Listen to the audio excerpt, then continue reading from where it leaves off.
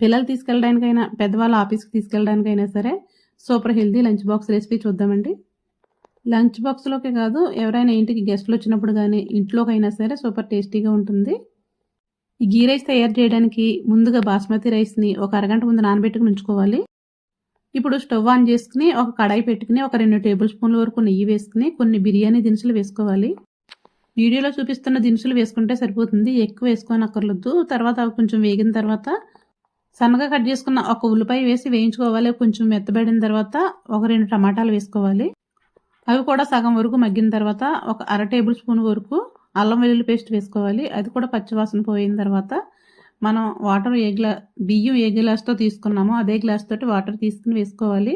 Glass బియ్యానికి గ్లాసున్నర water పోసుకోవాలి. లాస్ట్లో ఒక 4 పచ్చిమిరపకాయలు కొంచెం కొత్తిమీర కూడా వేసుకుని ఇప్పుడు దీనిలో ఒక టీ స్పూన్ వరకు ఉప్పు వేసుకుని మూత పెట్టుకుని నీళ్ళని మరిగించుకోవాలి. మూత పెడితే త్వరగా మరిగిపోతుంది. ఆల్రెడీ బియ్యం నానబెట్టి ఉంచుకున్నాం కాబట్టి త్వరగా ఉడికిపోతుంది. నీళ్ళు మరిగేటప్పుడు బియ్యం వేసేసుకుని ఒకసారి నెమ్మదిగా కలుపుకోవాలి. నానబెట్టిన బియ్యం కాబట్టి ఇరిగిపోతుంది. మూత పెట్టేసి మంటని మీడియంలో మార్చుకుని ఒక 10 నిమిషాలు ఉడికిస్తే ఉడికిపోతుంది.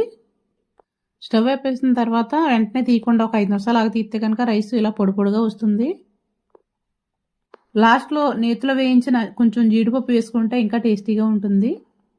అంతేనండి. ఈ వీడియో నచ్చితే లైక్ చేసి ఫాలో అయిపోండి.